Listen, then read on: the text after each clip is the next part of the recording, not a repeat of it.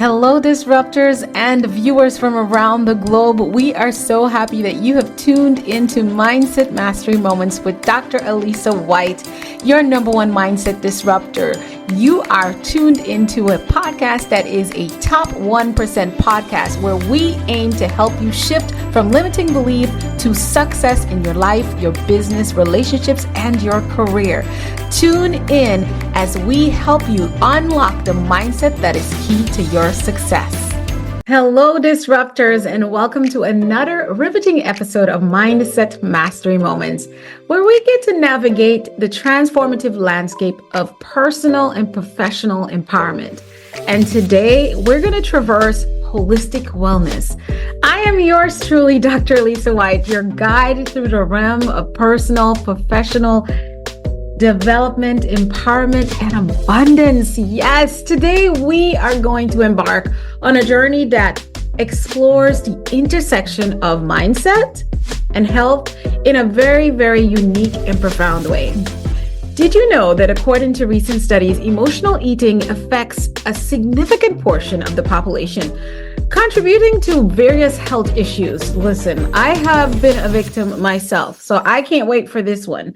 As we delve in today's episode, keep in mind that your relationship with food and wellness is a key component of your overall mindset and your personal and professional growth.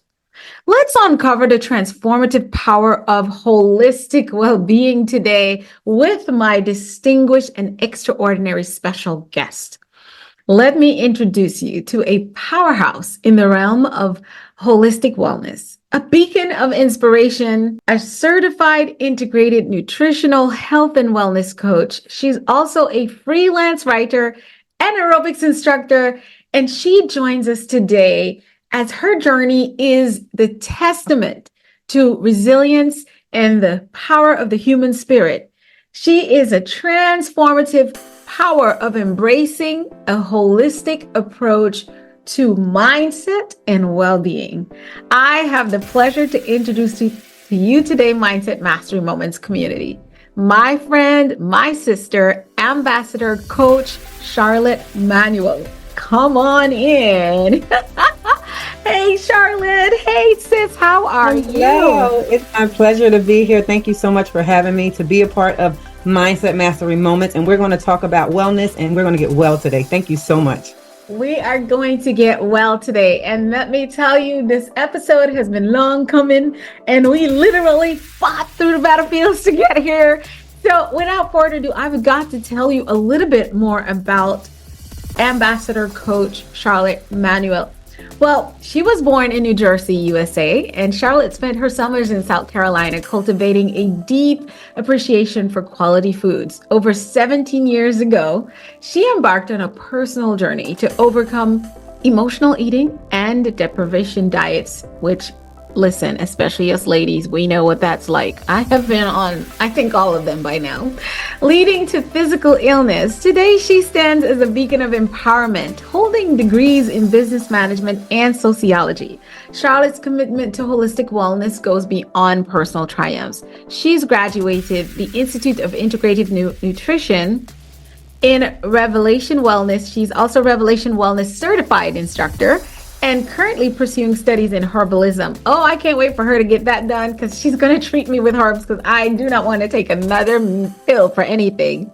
She's also recently recognized and the winner of the Global Women of Choice Awards for holistic wellness, and that is just such a phenomenal category. She's recently been appointed Global Impact Envoy for Mindset Mastery 360, where I get to be her colleague and friend and sister in the boat of just touching lives globally. As a mom, wellness coach, and a leader of wellness ministry, Charlotte's impact extends to educating and supporting communities about physical and emotional health. In 2020, she founded her own health and wellness coaching business, guiding individuals to building healthy connections with food and their environment. Charlotte is on a mission, and it's rooted in teaching balanced nutrition and nurturing and using strategic approaches for lifelong transformations.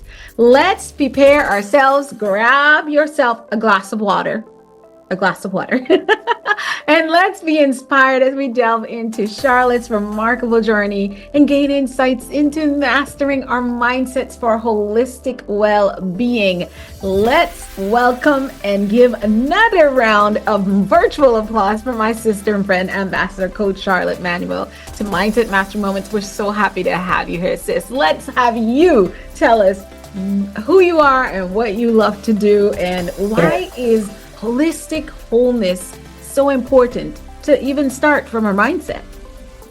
Absolutely. Thank you so much for that amazing introduction. I wasn't expecting that. But I will say my journey starting 17 years ago, I want to pose a question to all of you, to the audience, just understanding and just trying to get you to understand, to take off the covers. Do you have on covers? Think about that. Do you have on covers? I think all of us, women, men, we put so many other things in front of us being well, and our image is often taken over or often kind of explained based on other people's opinion. And so we kind of fall into those different characters, to our children, whoever, we're mommy. And then to people we work with, whatever character they give us, that's who we play out the role. But who are we to ourselves? Let's be honest. Let's get really deep. Who are we to ourselves? So for me, that was a really, really big, and that was part of my emotional eating recovery journey, is because I was doing so many other things, and I was being with other people saying, oh, you're good at this. Oh, you're good at that. And not knowing who I was meant to be, what I should be, what I liked, what I really didn't like. I really didn't articulate myself as much as I needed to. And so because I suppressed all of that, became a big struggle for me in terms of emotional eating. Wow. Now, there's many different types of emotional eating. We have angry emotion. We have angry eaters. We have the ones that kind of people pleasing type of eating. We have scared eaters. We have so many different type of emotional eaters. And I kind of feel like, to me, I felt like I was more of the scared, because I really didn't reflect who I was and all the passion that I had about so many things. So it's really important for everyone to just take that time and say, what do I like?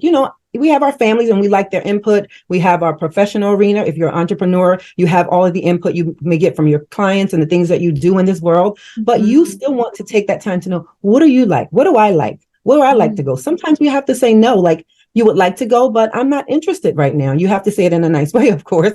Right. But you do want to be true to yourself and what's real to you. Sometimes we sacrifice, but we shouldn't be sacrificing all the time. Oh, wow. You said take off the covers. I'm still sitting here and I'm like, okay, what covers do I need to take off? And what is she going to do to me today?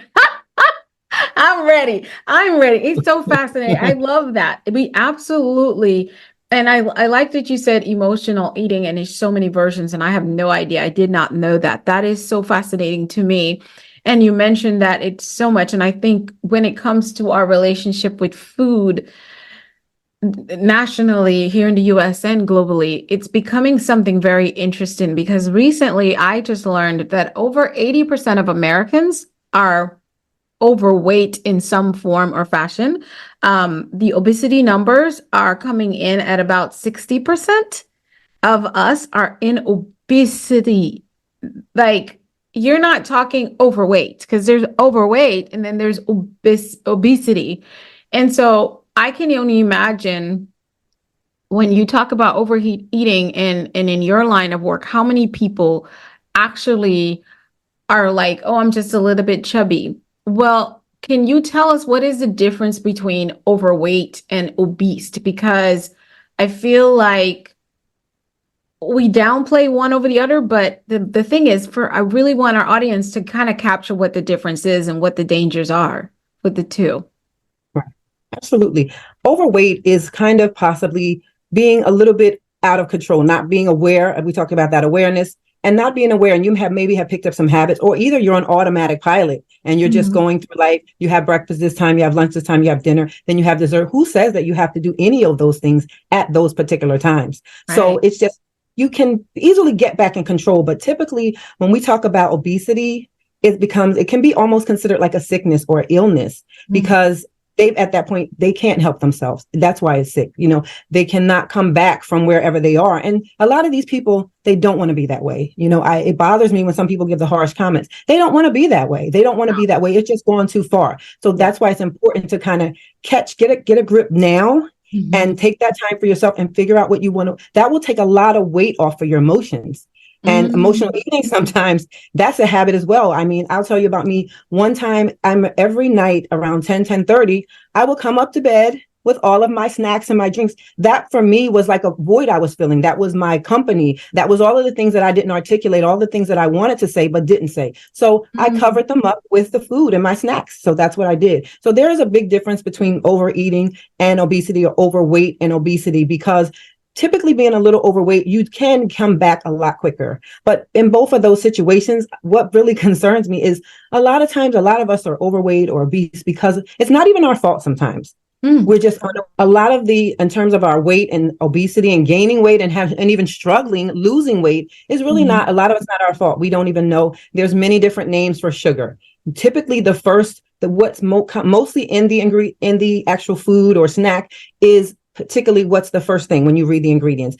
And I would ask anyone to please try to learn to read ingredients. You don't have to know every single thing. Sometimes I just skim, but whatever you're working on, whatever is an issue for you, if you like a lot of sugar, if you like a lot of salt, if you like a lot of kind of grains and things like that type of nature, you want to look at what's in there, because the most proportion of what's in there is going to be the first ingredient. So you want to be aware of that. So many chemicals in there. I always say, if you have something with more than 4 or 5 ingredients and the other ones you don't know what they are, it's probably not something good. Typically, those are things that you can't even make at home.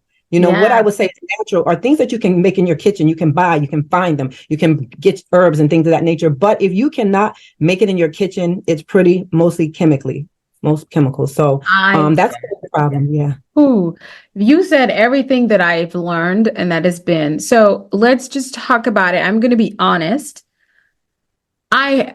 And a lot of people don't believe when I say this, I have been obese for a lot of my life, and I still am technically hanging on the obese side, even though my weight has been coming down. I've literally probably lost about 30 pounds in the last 3 or so months almost. And it also, I want to tell our listeners that you had something that I had already started on.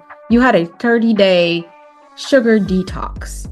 And we're going to get into the sugar detoxing and how sugar really affects our body. We're going to talk about insulin a little bit because I know you're the expert, and I actually learned some things that I've literally been treating myself. When you talk about the packets, like right now I have a packet up, and we're not advertising, or I don't get any pay for this, but this is a pack of baked cheese bites by Wisp, and it says 13 grams of protein on there. 0 sugar, 1 gram of carbs. But I will say to the audience, to back up what you just said, Charlotte, this is one of the things I stay away from. Anything that comes in a package.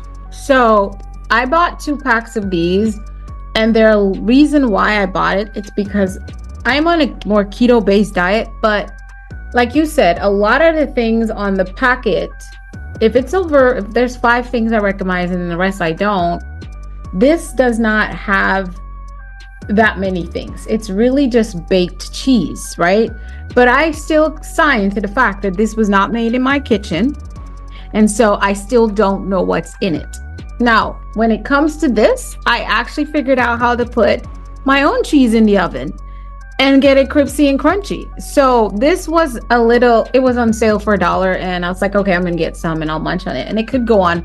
I take a week to even eat that. But the advice you just give us, based on the fact that we don't even want to be obese, we don't want to be overweight, we don't want to overeat.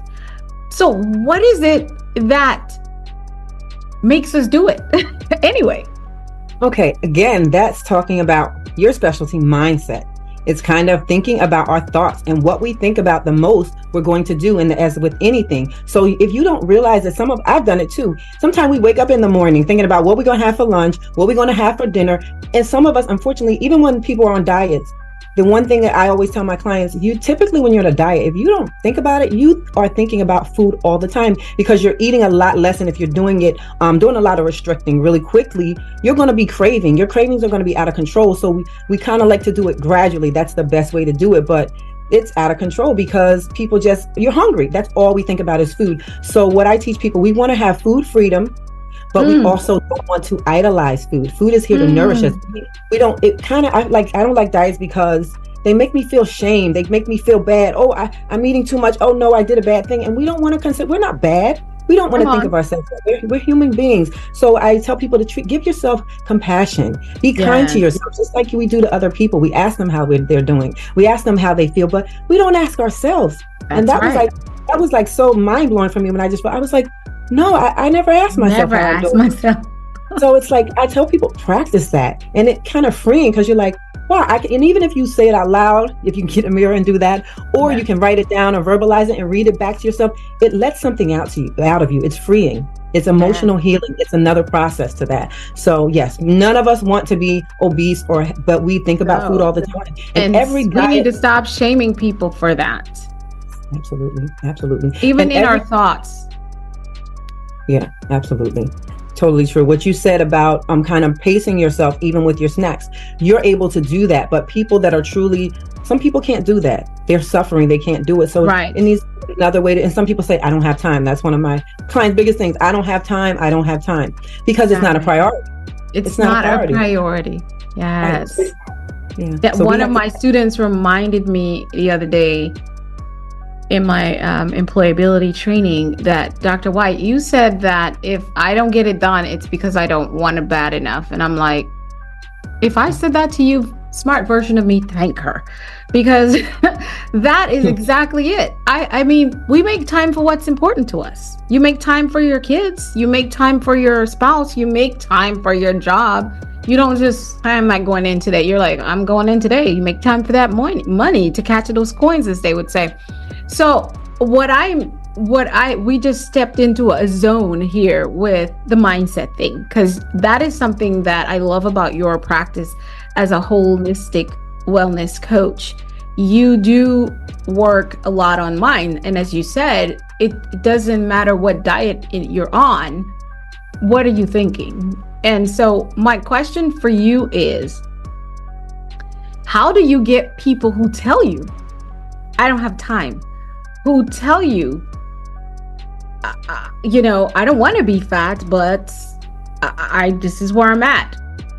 Where do they start? Because it is my understanding from my own journey that there's certain things and certain hormones in some of us that just makes us help us have that incline to think about food a lot and actually find it harder to exercise the willpower. So where do you tell clients like that to start? What I tell clients like that to start, typically when they're like, I'm hungry all the time, we kind of pull back. I don't put them in a position where they have to punish themselves. I just like the sugar detox. I say, don't right away, just pull it out, replace it. So you can eat if you're used to eating 5 times a day. I don't want you right away to stop eating 5 times a day, because you're not going to be successful, because you're going to struggle and you're going to be like, it's not going to be a power of wheels all day. So what I do is tell them typically to put all the foods that they like. We do like a list where we put down all the things that they really enjoy, that are really important, and we find healthy substitutes for them. Some people, I actually go to the grocery store with them, because we know we're supposed to shop the perimeter of the store, right? But people have that, that tantalize the inside. Oh, no, that you can't think about no aisles, because one day you're just going to go through the no aisle and just pull everything off the shelf that you like. So because you stopped yourself for so long, I was like, yes. So it's like, replacing some of those things that are not so healthy for you with some of the healthier things. And I give you options. We do recipes and try to figure out what they like, because some people don't know what they like. They're just grabbing stuff from the store and they like what's there. But what type of taste do you really like? Do you like spicy? Do you like tangy? Do you like sweet? What do you really crave? And then we try to work through that. And as they go through it, they start to pull back and they don't need as much. So it's a process, but they get there. If you're committed to it, it's what you want. I'm like, it's what you want. And I want it too, what I want. So I can help you do it. But are you committed to the process? Exactly. But after about 30 days, they feel great. People start to feel good, and then they do a little better. Not that you're not going to have something every once in a while. It's your birthday. Celebrate, have that piece of cake, whatever you want. Don't deprive yourself. But you have established the benefits of it. And so that's what makes you get back on it, even if you have a bad day. Right. And I love what you said, food freedom. And not going in, and that's why I tell people everyone has a diet. Let's start there. Diet was we use the word diet to include that restriction process. Now, that is not food freedom. I love her concept of food freedom. I'm so on that because I tell everyone I have the freedom to eat whatever I want. But however, every type of food is not beneficial to my body and the goals and vision I have for myself. So knowing that, I know that I make certain choices. And so I remember telling everyone I have an 80-20 rule on my food. And so because I have not hit my goal weight yet, my restriction now is I have a 95.5%. Okay. And I can go back and forth, but I in my commitment to myself is to stay in the 80-20 space.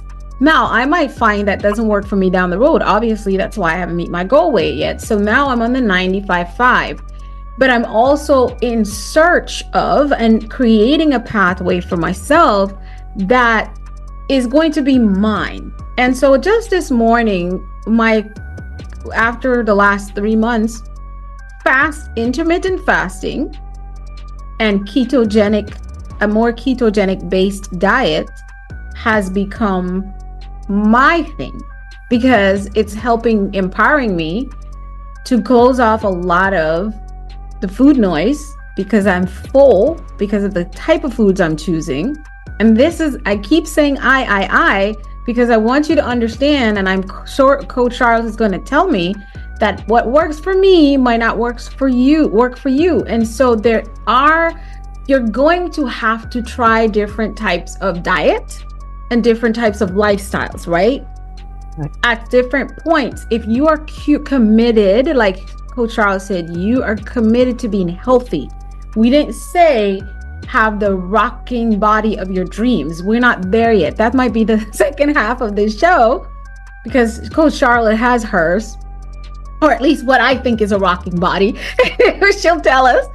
But what do you tell clients who still are stuck in this mindset? Like you're doing the things with them, but they still have the battle of, I feel restricted. They're not in food freedom.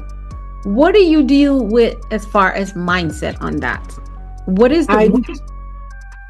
I typically do is number one, the growth mindset. To me, that's so large because it's not, don't worry about where you are now. Right. Where do you want to be 4 weeks from now or 6 months from now? And just like you said, I like something that you said, you just kept saying I and mine, because just like you said, what works for one doesn't work for the other. But a lot of times, even though we hear that, people they see, oh, this person's doing this diet, this person's doing that. Oh, this person's not doing the diet, but doing that. But some people, they get upset and then they start to feel guilty because they're like, I tried to fast. I can't fast. I like fasting too. It's quick results and it does so. Fasting is not a diet at all. What I love about fasting, it is a way of life.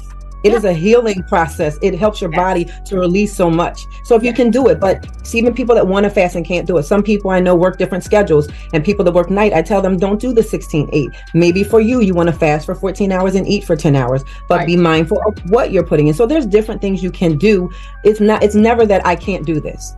Let's find out what works for you. So kind of what I do in terms of people that feels I'm still stuck. Don't worry about tomorrow. Where are you right now? Where are you right now? Right now, you're stuck. Okay, we have a conversation. We talk about you, what you're doing, what works for you, what's happened, what has been your obstacles. That's a big thing. Let's find what your obstacles are. And let's work through at least 2 of those obstacles. So, and that's all we're going to do for today or for the week, what do you feel comfortable with today or the week? And we do baby steps. Perfect. Oh my goodness. Baby steps and the present. We just did an episode with Dr. Eric Recker, who talks about when in the now, Charlotte. Remember that episode? And that is the essence of everything. From mindset perspective, when we look back to the past, we are embracing depression and oppression. And when we look forward too much, we are embracing a whole bunch of anxiety. If we stay now, there is peace.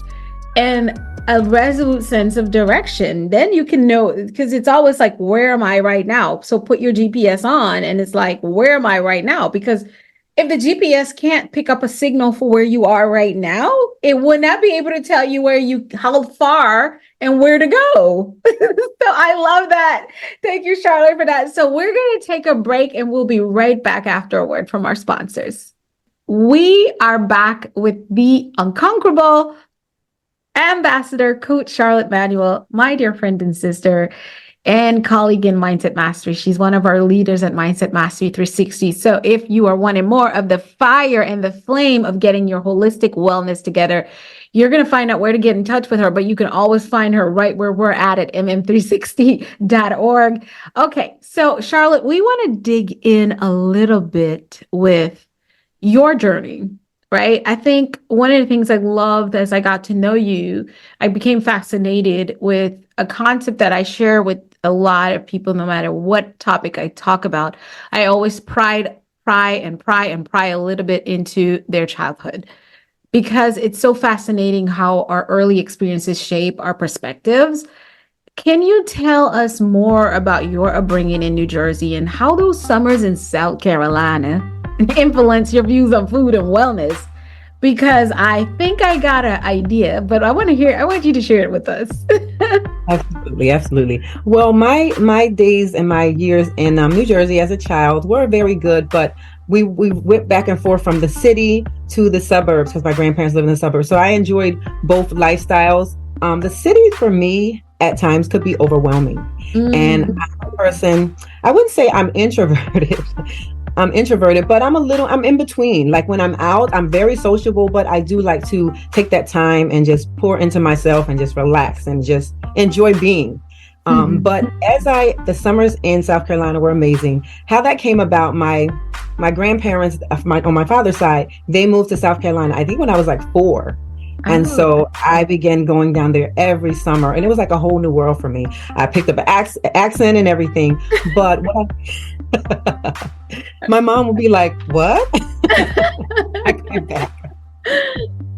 But the interesting thing about that, which does shape where I am today, is they raised their own cattle. They raised their own food. They had some food that, animals that they kept as pets, and they had some that they raised. They had their chickens, they had geechees, all kinds of different things, cows, and I watched them. What's geechee? It looks kind of like in between a turkey and a chicken. Oh. And it has like dark kind of feathers. But anyway, I kind of learned a lot of different things down there, but I actually watched them feed the cow and kind of raise it and prepare it and all of those, and the fruits and vegetables. I had my own little grape tree that they built, that they raised for me. So it was just pretty amazing. Growing up in South Carolina just made me appreciate the outdoors and nature and just God's creation. So I think I went fishing, dropped a fishing pole. I had so many experiences, but what it taught me overall is that whatever comes from the earth is best. And what I did not too long ago, I went on a Daniel fast, and I was trying to do it correctly because one time I did it incorrectly. I took away salt. Everything had to come from the earth. It was fruits, vegetables, and things of that. I currently today don't eat meat because of that. And I never recommend to anyone to not eat meat. It's your choice. But for me, I feel so much better. I feel so much free. Now, what I tell some people like, well, don't you miss this? Well, don't you miss that? I said, well, I kind of watch. I think because of South Carolina, I know what chickens look like down there, and I knew what they in the store. Like, they're so big. Yes. I mean, the drumsticks are so big, and the wings. I'm like, and they don't really taste like much of anything. So I'm like, I really don't miss it.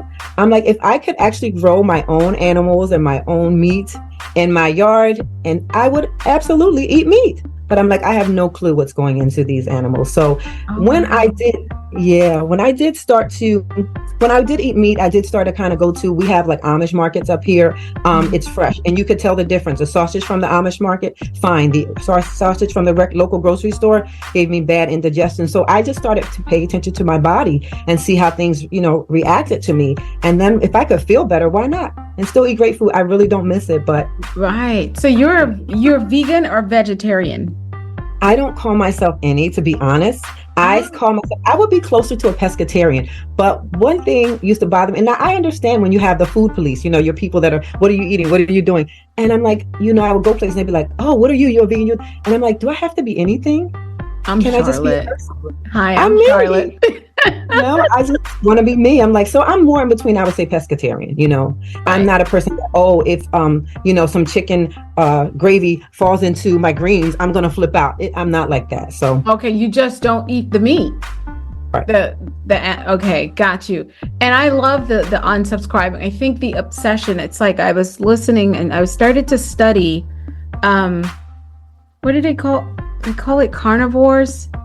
The carnivore diet. I think it's best for me to say that. And the doctor that was teaching this, she said that, there's so many different versions. It's a spectrum. And she's talking about how the highly restricted carnivore diets and I sat late in my bed and I'm like, and I say this, and you can comment on this, Charlotte. It's okay. Like I said earlier, we're going to have to figure out what works for us. So it's okay to today be 100% vegan, and then tomorrow be 100% on a carnivore type diet, which for me, I have no judgment because that's what you choose and you can go back and forth. And I don't care when you're around me and I'm responsible to support your eating, I'm like, what makes you comfortable? What do you want? And I'm like you, I don't want to be called anything. Hi, I'm Alisa. That is who I am, Alisa. Everything else is a thing. It's not me, right? So tell us, with this, I want to pivot a little bit and dig into your journey a little bit more. Your journey takes just such a significant turn as you face your emotional eating and physical illness that you share about in your journey. Can you share more about what part of your life and how it led you to your passion for helping others overcome similar challenges? Absolutely. I think, let me see. I would say it really truly started when, I don't know how old I was, but anyway, I had a toddler. I had a 2-year-old and I had a treadmill in the house. Sometime I got on it, sometime I didn't. But it was harder because she was on the treadmill trying to get on there. And I'm like, okay, this is not good. And so for me, going out, finding a group, and I tell a lot of people that have trouble working out, finding a group or something where you're comfortable, find what you like to do. I mean, I like to dance, but I started doing Taibo, and it was funny because somebody asked me, oh, I thought you were doing for 6 weeks. I was like, well, I signed up for another 6 weeks. And initially, I didn't start to change my diet or anything, but it made me feel good. I felt so much better. I had so much energy. And I think a big part of it, again, for that social emotional wellness was I met people, I met friends, and, it brought in that social health for me. And that was necessary, right? Especially if you have a little one at home. So you need to get out. And a lot of moms, they don't get out. You need to get out and be a real person, be who you are, figure out who you are after parenthood, after being a wife, and, all of those types of things, you still have value. So that was a big part for me in the social, emotional, and physical. And after a while, I think I did that for like 8 years. And I actually we actually did kind of shows for like fundraisers for cancer. So I did Zumba. I did so many different things. I love working out now. But after a while, what happens is you get your own independence and I said, after a while, I don't want to do this no more. But I found other things to do. I did aqua fitness. I was doing anything and it just excited me. You meet new people.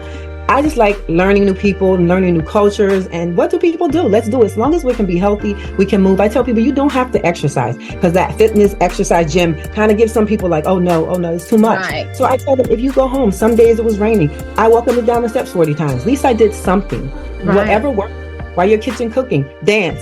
So that kind of started it for me in terms of really getting into it and finding who I was. And then the emotional piece, the outlet, just being able to outlet. And one day I just sat in the bed and I start crying because I was like, oh my God, I'm an emotional eater. And it just hit something in me that never. So I think everybody has their turn to wake up. If you want to be woke, if you want to, you want to be woke.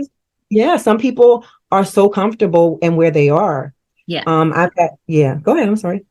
No, I'm agreeing with you. If you want to be woke, the thing about emotional eating, I think that's one of the first things to realize that you are emotionally eating, and you can also be emotionally not eating.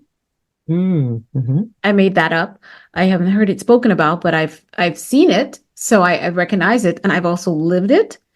I found when I realized that I had and let's just face it, we live in a world where I'm starting to think most of us, if not all of us, somehow are emotionally eating, because we live in such a highly stimulated environment. I mean, and I know this is not just the US because I've been to different countries around the world. I am from originally a different country. And I remember growing up in Guyana, South America, which is commonly called now a lesser developing country, but it's actually, we call it third world country. That's what it's always called. And I remember growing up there and what size and fitness level I was. And then how quickly in a year I packed on about 40 pounds of me arriving in the USA. I remember that whenever I didn't cook and we bought food, it was prepared in someone's kitchen. Not or someone's home. Because we have this thing called a snack it. And the snack it, it's like grandma or auntie or uncle and a group of people cooking in a small sort of hut, but they had the food being prepped fresh, right? I remember my aunt, hi Aunt Pauline, if you're listening, she had one of those, and it was one of the most popular ones in Buxton. And I like to make reference to cities on this podcast because I know that Guyanese around the world listen, and this kind of brings that warmth to them. So when I say I know a lot of you might not know what I'm talking about, there's a group of people in the world who, from a small little country, 73,000 square miles, less than 1 million pop, we know it. And I love to pay homage to where I'm from, because we're on that part of this segment with Charlotte where we're talking about how your childhood does shape you, and emotions are so connected in food choices, regardless if you think you're an emotional overeater or not. I think we're all just emotionally indulged with foods. I think emotions is behind everything, because emotions is energy in motion. So to back that up, these foods that we would buy, we would get in boxes, yes, but it's home cooked food still.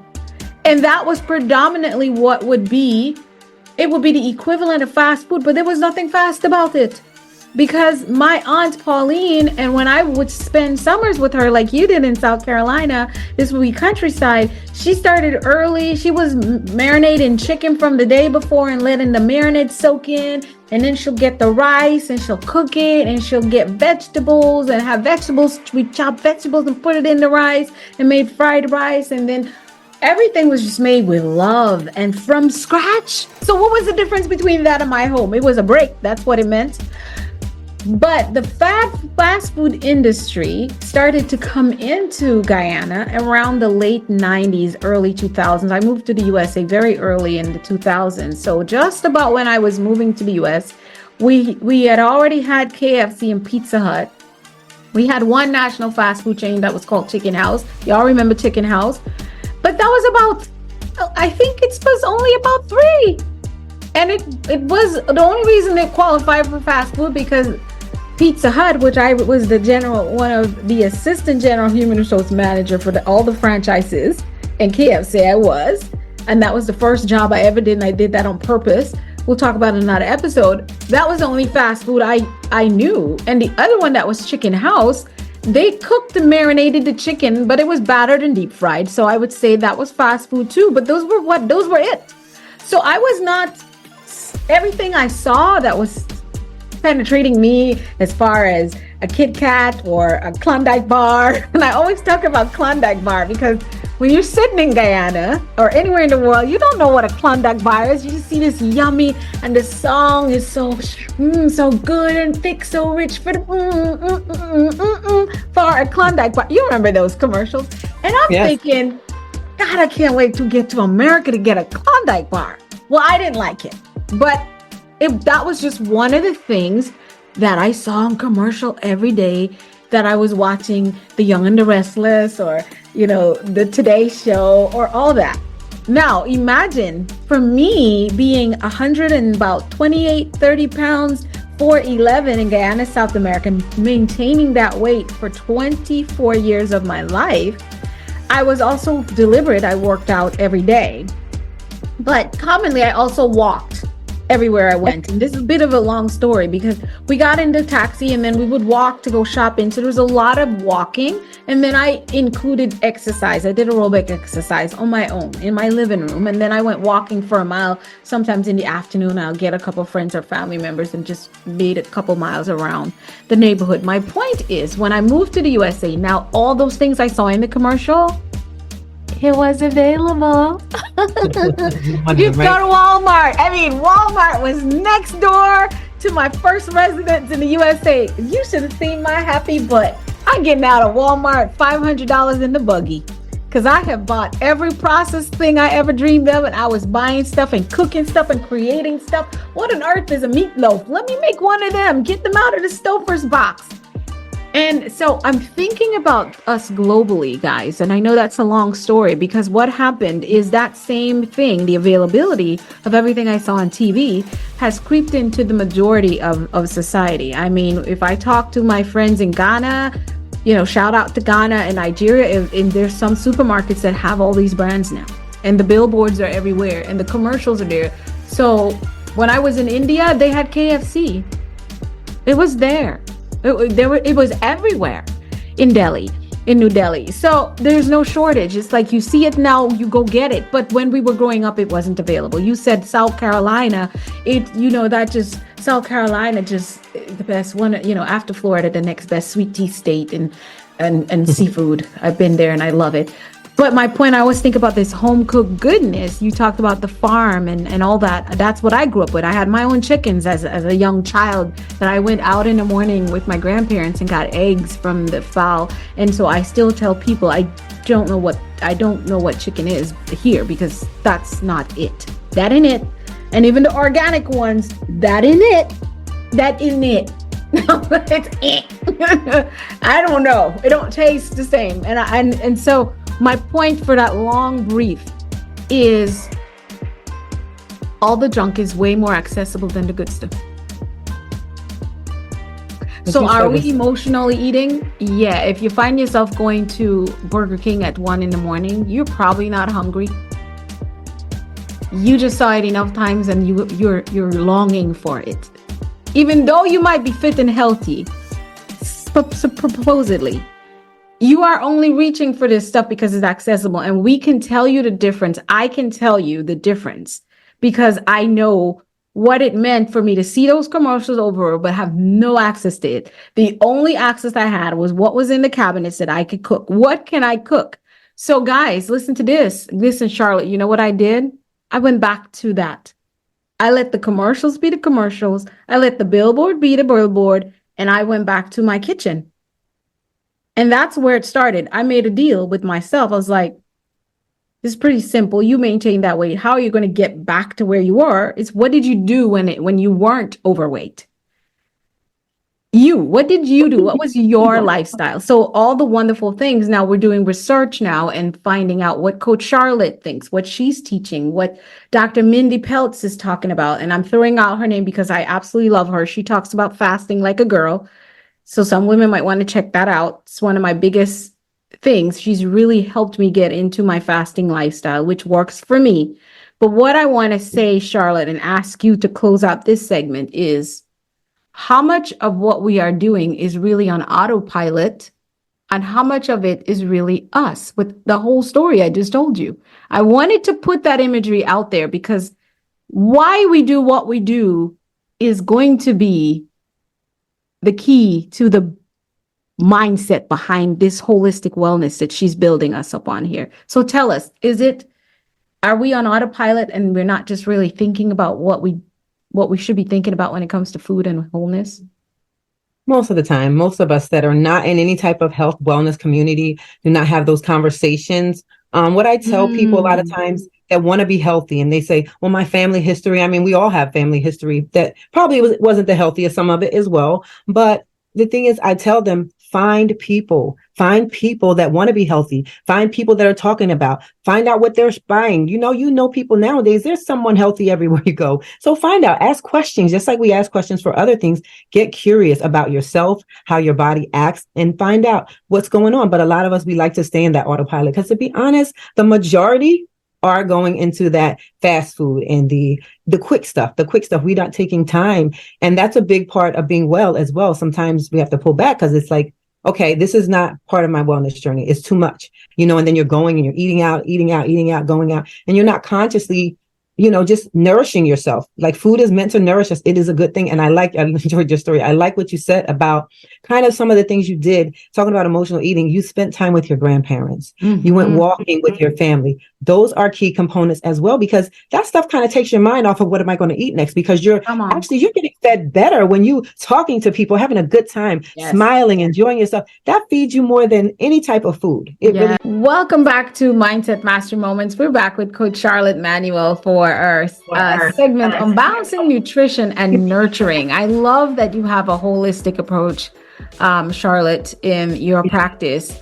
When it comes to balancing nutrition and nurturing, how do you guide individuals to building life transformation through strategic nutrition and self-care strategies? Self-care is so important. Yes. The main thing I do, first we kind of start with, especially with a lot of people that don't have any self-care time, we firstly start with ways that they can increase their self-care time, even if it's 10 minutes in the morning and 10 minutes at night. We want to be able to build some type of routine. Sometime it's the middle of the day. It's important that we do a self-check-in. And what I like to call it is a body scan. Start from your head to your toe and recognize how you feel. If you want to document it so you can check the next day to see how you feel, that is a part of nourishing and taking care of your self-care. Self-care does not have to be kind of going to getting a massage, although those things are great, getting your hair done. Those are nice too, but we want to start, true self-care starts with what can you do for yourself, knowing how you feel, and how you actually incorporate nutrition in with that. You think about in the morning, what makes you feel good. For me, eggs in the morning do not feel good to my stomach. Your digestive system is very important to your whole body. So everything kind of flows from what we eat, and it kind of goes out into our other organs and our blood vessels. So we want to have things that make you feeling good in the morning. Dr. Alisa said something about ice cream. I'm not a big ice cream eater, but I do have times where I do want ice cream. So we want to think about including things that we like, in addition to things that make us feel good at that particular time of day. Now, feeling good, I don't mean taste good, because some things that taste good, then afterward we feel sluggish, we can't walk, we can't run. I always say, if I can't run after I have a meal, not directly after, if I'm kind of done for the afternoon, then that's not something I want to put into my body, because we want to think about, again, nourishing and self-care. So we constantly go back to that mindset. What does it look like? What is it giving you? Or what is it taking away? And some people choose to continue to have things that kind of take away from them. But what is important is knowing that is a choice, and knowing how much it is taking away from you. So if you make that choice today, that's your choice. But the next day, choose something different, and never feel guilty or ashamed of your choices, because that affects your emotional wellness. Just make a better choice the next time if it's done. So that's where you include the self-care, nourishing yourself, your mind, your body, your spirit, reading. So instead of listening to TVs, listening to great podcasts, feeding your mind and your spirit. Fall asleep with some soothing music, nothing that's going to affect you, that's going to keep you awake. I hate to listen to or watch any type of shows that have a lot of action, or if there's any type of horror shows or anything like that, because that's going to cause you to not have good sleep and good rest. And when you are resting, your body is healing, it's repairing. But sometimes if we're eating right before we go to sleep, especially junk food, and then we're watching something that's not so good for us, or we're listening to something, or we're in an environment that is toxic to us mentally, emotionally, and physically, that is going to affect how food then again turns into nourishment for us as well. So all of those things are very important for nourishment, pleasure, and that self-care component, as well as adding the food that your body really, really needs to be strong. So we go over a list of foods that help to keep you strong, and then to build on those, we kind of evaluate how those feel. So I take them one step at a time, and I let them have contact with me to let me know. Sometimes we have a 10-minute kind of emergency call if they're stuck, and I do that just to kind of jump in and keep them going. We don't want anyone to be discouraged. Oh, wow. That's good coaching, guys. That is coaching and support from the holistic perspective. I love it. And so let me tell you all this.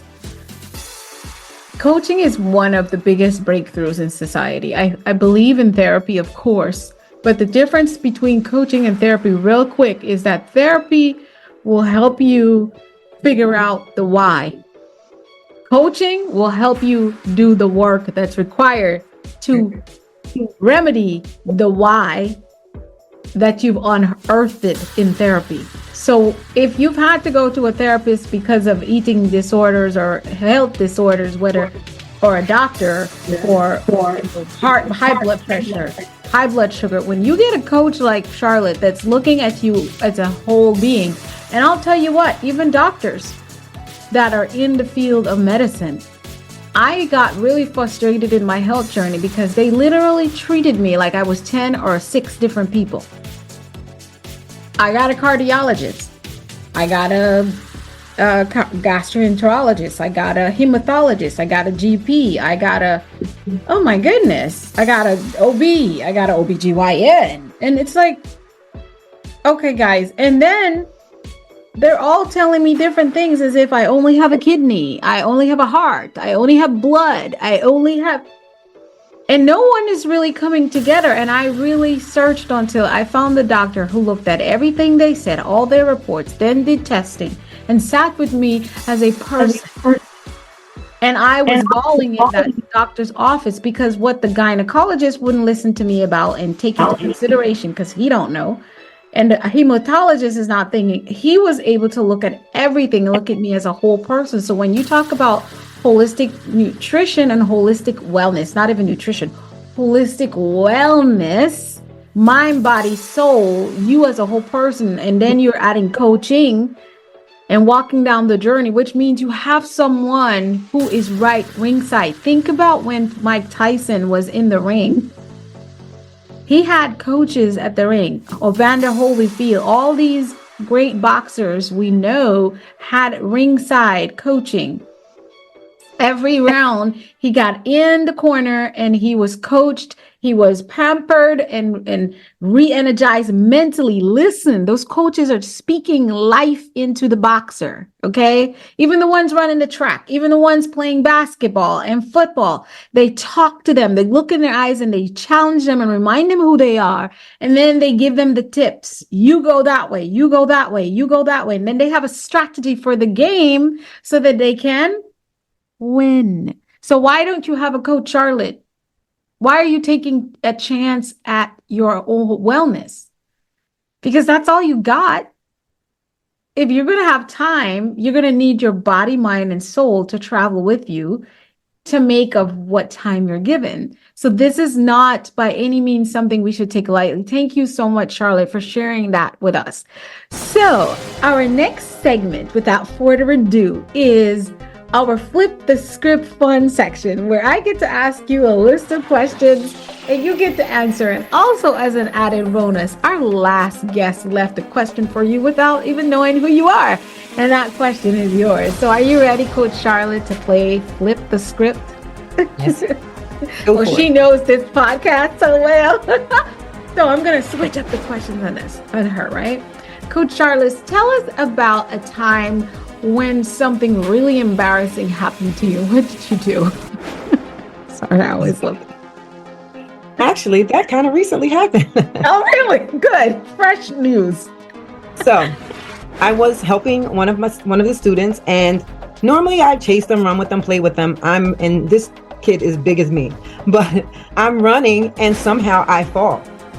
Mm-hmm. So not only do I fall, I'm sliding across the floor, and I'm trying to use one hand to catch myself, and then my face started sliding. I was like, okay, it's over. It's like, it's over. And I said, I wish I could get a tape to replay this. So everybody came over to me, you okay? I couldn't move, walk me to get help and everything. But I mean, I was like, oh my goodness, this is so embarrassing. But what I did was flip the script and I was saying, if I wasn't healthy and well and I wasn't working out the way I was, I don't know what would have happened. I probably would have broken some bones. Right. So I had to look at it from that point of view. So how you take care of your body is important, because I'm 53, and I mean, falling and sliding and hitting my head against the wall like that, my lip was swollen. Okay, guys. Was it me or all of us heard she said 53? Girl, lady. What? Well, listen, you just flipped the script for me, because I'm about to get some of whatever you're taking over there. Maybe I really need to become a pescatarian. As you look, I thought we were the same age. Oh my goodness. I'm sorry I interrupted that, but you had me like, huh? Where? How? Oh my gosh. Whoa. Okay. So she's definitely going to be my coach here, because I need that serum she has at home too. Coach Charlotte, are you kidding me? I'm still laughing. You did fall flat. That's literally falling flat on your face.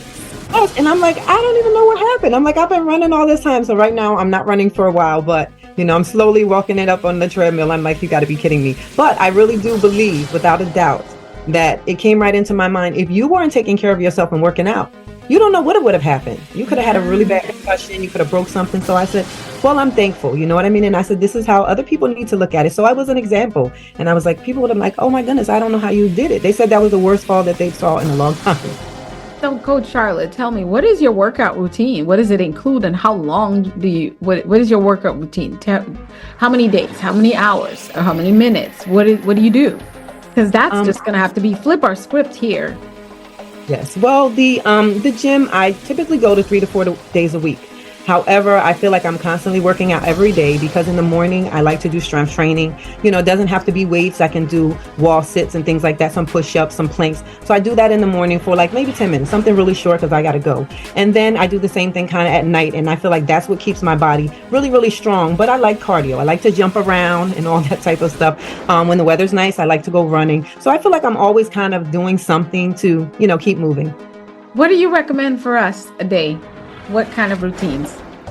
If you're over 40, recommend starting with strength training, because you'll lose more weight during strength training than cardio, and you're kind of building up your bones, because as we get older, our bones kind of thin out and lose their strength. So I would say first start with strength training, and then cardio. You don't have to really do more than 20 minutes if you're doing a good strength training regimen, squats, things like that, working those abs. You want to do things like that, and you don't always have to sit on the floor. Right. So you can work it standing up. So there's so many things, but I would definitely say strength and work your core.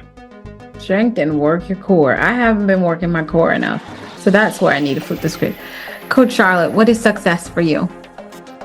Success for me is wisdom. It is actually having wisdom and knowing what steps to take and being able to share that wisdom. I think that's the most thing. When I feel like I'm doing something is when I've been able to help someone else, when I've been able to take that wisdom, turn it into knowledge, and use that knowledge to help someone else, and they come back and say, yes, that really helped me to grow. That is everything for me. That is success. Success is not necessarily things or material things you can buy, because you know what, to be honest, you can always replace those things. You can have a fire at your house. You can replace those things, a car accident, but you cannot replace your life. You can't replace your mind and the knowledge that you know. So when you can share that with someone and actually change their value system, to me, that's ultimate success, being able to affect others. Wow, that's awesome. I have the question from our previous guest, and this is from Miles Threat. He asked, if there is one thing you could go back and change, what would it be, and what would you do different? If there was one thing you could go back and change, what would it be, and what would you do differently? I believe if I was younger and I can go back and change some things, I would definitely change being more articulate and being able to express myself and my passion, because I had so many things inside of me that nobody even knew. So wow. That would be the one thing that I would change. I think that would drastically have changed my life. Honestly, I could have been somewhere else doing something different across the world. But you know what? God had a plan. So there's always a process for everything. So I'm like, okay, this is what it is. Yeah, I love it. And I feel like you're doing that now anyway. You're on Mindset Master Moments.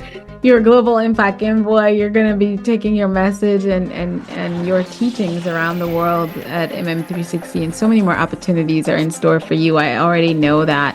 Oh my goodness, this has been truly, truly inspiring. Let's have you tell us, Charlotte, how do we connect with you?